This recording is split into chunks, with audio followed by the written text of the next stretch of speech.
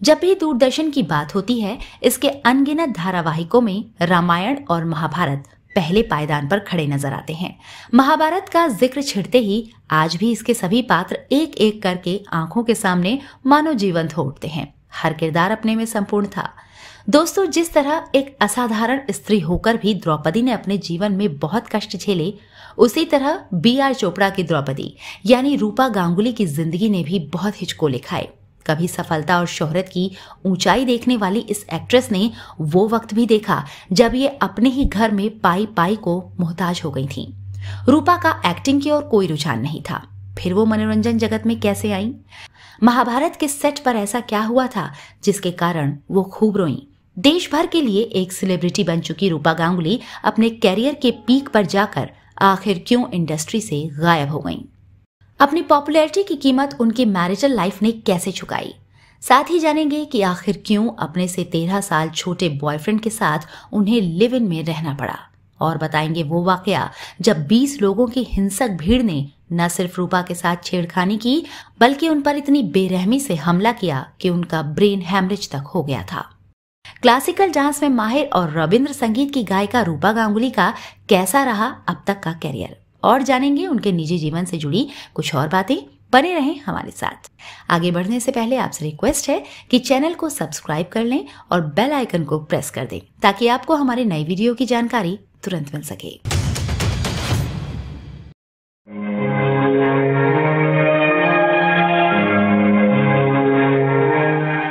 हिंदी और Bengali TV shows और फिल्मों की अभिनेत्री रूपा गांगुली का जन्म 25 नवंबर 1966 को पश्चिम बंगाल में कलकत्ता के पास कल्याणी नाम की जगह पर हुआ था। उनके पिता का नाम समरेंद्र लाल गांगुली और मां का नाम जूथिका गांगुली है। उन्होंने अपनी प्रारंभिक शिक्षा बेलतला गर्ल्स हाई स्कूल से पूरी की। फिर कलकत्ता के जोगमाया देवी कॉलेज से बीएससी की डिग्री हासिल की। रूपा ने कभी भी मॉडलिंग या एक्टिंग में कैरियर बनाने का नहीं सोचा था, लेकिन उनकी एक रिश्तेदार ने उन्हें एक बार ट्राई करने के लिए इंस्पायर किया। उन्हीं दिनों बिजॉय चटर्जी रविंद्रनाथ टैगोर की शॉर्ट स्टोरीज पर एक लघु हिंदी फिल्म निरुपमा बना रहे थे, जिसके लिए उन्हें एक फ्रेश चेहरे की तलाश थी। मन ना होते हुए भी अपनी एक आंटी के कहने पर रूपा ने ऑडिशन दिया। उस ऑडिशन में वो पास हो गईं। ये फिल्म डीडी नेशनल पर प्रसारित हुई थी और इस तरह जाने अनजाने वो फिल्मों में आ गई। 1986 में वो अनिल कपूर की फिल्म साहिब में सपोर्टिंग रोल में नजर आई। फिर बंगाली सीरियल मुक्ताबंध में उनके काम को काफी सराहा गया। 1988 में हिंदी टीवी धारावाहिक गण देवता में काम कर उन्होंने काफी प्रसिद्धि पाई। केमन काटलो सन्ध्याटा? Did you have a good time? अब बात करते हैं महाभारत में उन्हें कैसे मौका मिला। दरअसल पंडित नरेंद्र शर्मा ने रूपा को टीवी शो गण देवता में देखा था और बी.आर. चोपड़ा से उनके सिफारिश की थी। सच तो ये है कि द्रौपदी के रोल के लिए जूही चावला, राम्या कृष्णन और रूपा गांगुली समेत 6 अभिनेत्रियों को चुना गया था। जूही ने तो अपने डायलॉग्स की रिहर्सल तक कर ली थी, मगर फिल्म कयामत से कयामत तक में लीड रोल मिलने के बाद उन्होंने इसे छोड़ दिया।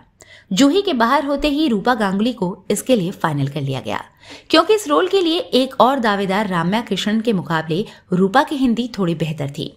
उनका स्क्रीन टेस्ट देखने के बाद चोपड़ा साहब को यकीन हो गया कि द्रौपदी की भूमिका रूपा से अच्छा कोई नहीं निभा सकता। उन्हें इस अभिनेत्री में अपने किरदार के लिए एक स्पार्क दिखाई दिया। जब महाभारत डीडी नेशनल पर 1988 को प्रसारित हुआ तो एक अलग ही इतिहास लिखा। द्रौपदी के रूप में रूपा जल्द ही घर घर जानी गईं। अधिकार की परिभाषा क्या है? क्या ये भी सच नहीं है वितमा कि पत्नी के आत्मसम्मान की रक्षा करना पति का परम कर्तव्य? यूं तो महाभारत के किरदारों, डायलॉग्स और कई दृश्यों को आज भी याद किया जाता है, पर चीर हरण का वो दृश्य देखने वालों की ही नहीं बल्कि उसे निभाने और फिल्माने वालों सभी की हालत खराब हो गई थी। एक इंटरव्यू में बी.आर. चोपड़ा के बेटे रवि चोपड़ा ने बताया था कि उनके सामने चीर हरण के सीन को शूट करना एक बड़ा चैलेंज था। इसमें एक स्त्री के अपमान को दिखाना भी था और वो भी बिना अश्लीलता के। इस सीन के शूट होने से पहले रूपा को पूरा सीन समझाया गया। रवि चोपड़ा ने उनसे कहा था कि एक औरत का अपमान हो रहा है जिसके तन पर केवल एक कपड़ा है। अब आपके मन में क्या फीलिंग होगी, इसको ध्यान में रखकर आपको परफॉर्म करना है। रूपा ने अपने सारे डायलॉग्स एक कमरे में अकेले बैठकर याद किए। वो अपने कैरेक्टर में पूरी तरह से डूब चुकी थीं। और जब सीन शूट होने लगा तो डायलॉग्स बोलते बोलते बीच में ही रूपा अचानक फूट फूट कर रोने लगी। वो रोती जा रही थीं। वो इतनी भावुक और आहत महसूस कर रही थीं कि उन्हें चुप कराने में सारी यूनिट को पूरे आधे घंटे से ज्यादा का वक्त लगा।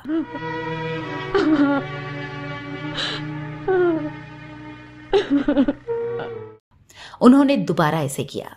द्रौपदी को अंदर कक्ष से घसीटकर सभा में लाने तक और चीर हरण होने तक पूरा सीन रूपा ने केवल एक टेक में कर दिखाया।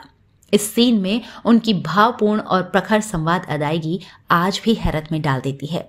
उनका रोकर, हाथ जोड़कर अपनी लाज बचाने की गुहार करने वाला सीन पूरे महाभारत के यादगार दृश्यों में से एक बन गया। काकाश्री, महात्मा विदुर की नीति इस विषय में क्या कहती है? आप तो करवे।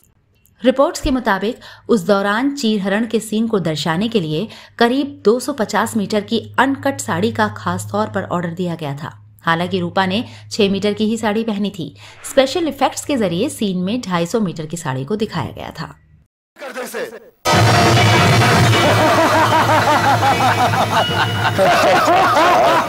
द्रौपदी के किरदार से निकलने में उन्हें करीब 2 साल का वक्त लगा था। महाभारत ने उन्हें इस कदर मशहूर बनाया कि उनका कैरियर अचानक बूम कर गया। फिल्म इंडस्ट्री में उनकी राह और आसान हो गई। द्रौपदी की भूमिका के बाद उन्हें 1989 में मृणाल सेन की फिल्म एक दिन अचानक में अभिनय का मौका मिला। इसके बाद उन्होंने पंकज कपूर और सुप्रिया पाठक के साथ फिल्म कमला की मौत में काम किया। नहीं, मुझे देर हो जाएगी। नहीं होगी देर, हम टैक्सी चलते हैं, आते वक्त टैक्सी छोड़ दूंगा। गई तो थी पिछले महीने। 1991 में उन्होंने अक्षय कुमार की पहली लीड रोल फिल्म सौगंध में भी काम किया। फिर मीना बाजार और 1992 में विरोधी में काम किया। इन सभी में वो सपोर्टिंग रोल में थीं। इसके अलावा उन्होंने कुछ तेलुगु और मलयालम फिल्मों में भी काम किया, जिनमें ना इल्ले ना स्वर्गम और इथिले इनियम वारू शामिल हैं।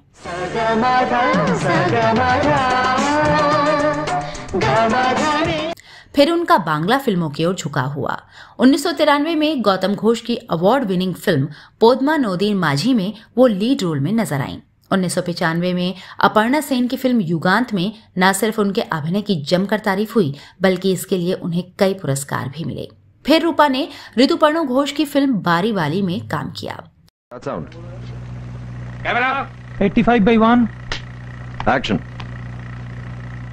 2006 में एक बार फिर ऋतुपर्णो घोष की ही फिल्म ओंतोर मोहल में उनके अभिनय ने लोहा मनवाया। इसके अलावा उन्होंने हिंदी और बांग्ला की कई टेलीविजन श्रृंखलाओं में भी काम किया, जिसमें सुकन्या, करम अपना अपना, लव स्टोरी, वक्त बताएगा, कौन अपना कौन पराया, कस्तूरी, अगले जन्म मोहे बिटिया ही कीजो और कुछ तो है तेरे मेरे दरमिया जैसे सीरियल्स शामिल हैं। हमारे घर की संस्कार लक्ष्मी है, वो ऐसा नहीं कर सकती। साल 2012 में आई फिल्म बर्फी में भी रूपा ने काम किया था। क्या आप सचमुच पापा से प्यार करती हो? बात करें उनकी पर्सनल लाइफ की, तो रूपा ने ऐसे वक्त में शादी का फैसला किया जब वो अपने कैरियर के टॉप पर थीं। 1992 में उन्होंने मैकेनिकल इंजीनियर ध्रुव मुखर्जी से शादी कर ली और एक्टिंग छोड़कर अपने पति के साथ कोलकाता शिफ्ट हो गईं। हर औरत की तरह रूपा भी अपनी गृहस्थ जिंदगी जीना चाहती थीं, पर उनके लिए किस्मत ने कुछ और ही तय कर रखा था। शादी के कुछ ही दिनों बाद उनकी परेशानियां बढ़ने लगीं। वो रोजमर्रा के खर्च के लिए पूरी तरह से पति पर डिपेंडेंट हो गईं, लेकिन उनके पति इन सब से उदासीन रहते। रूपा के हाथ अब बिल्कुल खाली हो चुके थे। बात धीरे धीरे इतनी बढ़ी कि रोज झगड़े होने लगे। इसी बीच 1997 में उनके बेटे आकाश का जन्म हुआ, लेकिन संबंधों में तनाव बरकरार था। रूपा के काम पर इसका बुरा असर पड़ रहा था। बतौर एक्ट्रेस वो अपनी पहचान खोने लगी और इसको लेकर ध्रुव के साथ उनका मनमुटाव पहले से ज्यादा बढ़ गया। रियलिटी शो सच का सामना में रूपा ने अपनी निजी जिंदगी को लेकर कई बातों का खुलासा किया है। उन्होंने बताया कि उनके पति उनसे काफी इनसिक्योर फील करने लगे थे, क्योंकि रूपा एक सेलिब्रिटी बन चुकी थी, उनका स्टारडम था, वो एक ग्लैमरस पेशे में थी। लेकिन उसमें उनकी क्या गलती थी? अपनी शादी को बचाने और पति को खुश रखने के लिए उन्होंने अपना करियर तक छोड़ दिया, घर के तमाम काम खुद किए, लेकिन उनके सेलिब्रिटी स्टेटस को उनके पति पचा नहीं पाए। मत जाओ अजित, तुम चले जाओगे तो मैं मर जाऊंगी। मेरा जाना जरूरी ही था। नहीं। और उन पर पहले से ज्यादा नकेल कसने लगे। रूपा का मनोबल बुरी तरह से टूट चुका था। वो इस घुटन से निकलना चाहती थी। जब बात हद पार कर गई तो 2006 में रूपा ध्रुव मुखर्जी से अलग हो गईं और 2009 में दोनों ने औपचारिक तौर पर तलाक ले लिया। तुमने मुझे तबाह किया। उनका तलाक सुर्खियों में तो आया, पर इससे बड़ी खबर तो अभी आने वाली थी। तलाक के बाद रूपा मुंबई अपने फ्लैट पर आ गई थीं। पति ध्रुव से अलग होने के बाद वो बिखर गई थीं। उन्हें एक सहारे की जरूरत थी। ऐसे वक्त में दिव्येंदु उनके जीवन में आए। अपने से 13 साल छोटे सिंगर दिव्येंदु के साथ रूपा लिव इन रिलेशनशिप में रहने लगी, लेकिन ये भी ज्यादा समय तक नहीं चल पाया। कुछ समय बाद दोनों अलग हो गए। रियलिटी शो सच का सामना में रूपा ने इस बात को कबूल किया है। सच कहा है, लेकिन कुछ सच ऐसा है जो हम 2015 में रूपा गांगुली एक्टिंग से पॉलिटिक्स में आ गईं और उन्होंने बीजेपी ज्वाइन की। इसके बाद 2016 में पश्चिम बंगाल के विधानसभा चुनाव में किस्मत आजमाई। हालांकि वो हावड़ा नॉर्थ से हार गई थीं। इसके बाद उन्हें राज्यसभा के लिए भी नॉमिनेट किया गया। पिछले 8 साल के सियासी सफर में कई ऐसे मौके आए जब रूपा गांगुली के साथ न सिर्फ अभद्रता की गई, बल्कि सरेआम उनके साथ छेड़खानी भी हुई। एक सेलिब्रिटी और नेता होने के बावजूद रूपा को एक बार ऐसी घटना का सामना करना पड़ा था जिसकी उन्होंने कभी कल्पना भी नहीं की थी। दरअसल 22 मई 2016 को पश्चिम बंगाल के डायमंड हार्बर में रूपा को एक डरावने घटनाक्रम का सामना करना पड़ा था। एक पॉलिटिकल पार्टी के करीब 20 कार्यकर्ताओं ने उन पर हमला कर दिया था। यह हमला इतना भीषण था कि रूपा को ब्रेन हेमरेज भी हो गया था। रूपा ने ट्विटर पर खुद बताया था कि हमलावरों की भीड़ ने उन्हें कार से बाहर खींच लिया, जिसमें पुलिस वाले भी शामिल थे। इसके बाद उन्हें बेरहमी से पीटा गया। इस मारपीट में उन्हें 2 बार ब्रेन हेमरेज हो गए थे। वो किसी तरह अपनी जिंदगी बचाकर वहां से निकली और बाद में उन्हें अस्पताल में भर्ती करवाना पड़ा था। खूबसूरत और बहुआयामी प्रतिभा की धनी रूपा को जिंदगी ने सब कुछ दिया सिवाय सच्चे प्यार के। उनकी निजी जिंदगी चाहे जैसी रही हो, पर एक एक्टर और पॉलिटिशियन के तौर पर वो कामयाब और दमदार कही जाएंगी। फिलहाल वो राजनीति में व्यस्त हैं, लेकिन उनसे और अच्छे किरदारों की उम्मीद हमेशा बनी रहेगी। तो दोस्तों, इस वीडियो में इतना ही। कैसी लगी हमारी ये प्रस्तुति हमें कमेंट करके बताना ना भूलें। अब मुझे दीजिए इजाजत, आपसे फिर होगी मुलाकात। नमस्कार।